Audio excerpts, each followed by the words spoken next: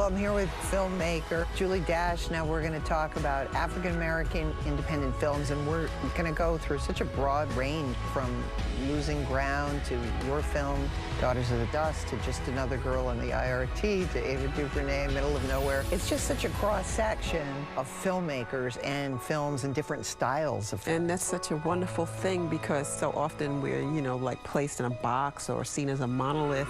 Women's films is niche market, African-American films, they want to talk about this, want to talk about that, but there's a broad range of ideas and genres that we're interested in tackling, and so this is a great beginning.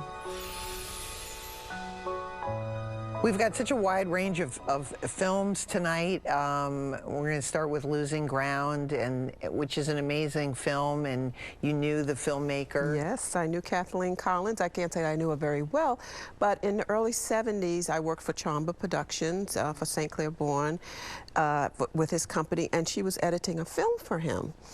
And I was the office production assistant, and I was able to meet her and go into the editing room with her. Mm-hmm. And I was just completely taken by this profoundly articulate, intelligent, creative person who would sometimes bring her newborn baby to work with her, and the baby would be in the little crib or something, and she'd be editing, and people were like, wow.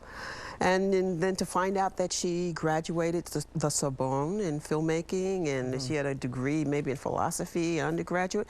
She was just a perfect Renaissance woman, and I had access to her, so I felt really lucky. And you said that the film was, one of the reasons I love the film is it captures the world of academia. Mm-hmm. Just something that I love. You really get the taste that she is a teacher and what that world would be like. And I thought it was interesting, you called it a cinema of ideas. Yes. And what do you mean by that? Well, I don't think Losing Ground could have been made as anything other than an independent film at the time. Mm-hmm. Here you have the heroine, who is a doctor of philosophy. Yeah. And her artist husband, who's a lover of all things, including pain. He's either into ecstasy or pain, and he's not afraid to jump headfirst into this pain that he may cause in his family, just to pursue his exploration of art and of living and of being.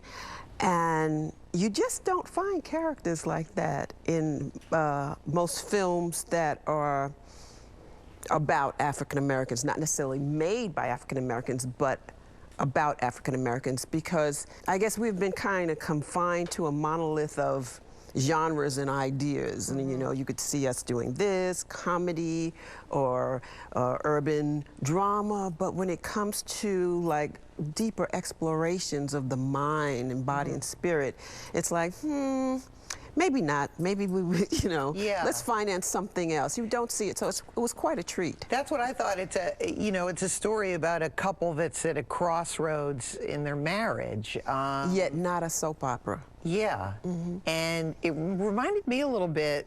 It may have just been me of a Paul Mazursky film, of that kind of, the inner workings of a couple. The power struggle, yes. The affairs or not affairs, the straying of the marriage. All of those ideas I thought were very interesting, and it captures New York. Oh yes.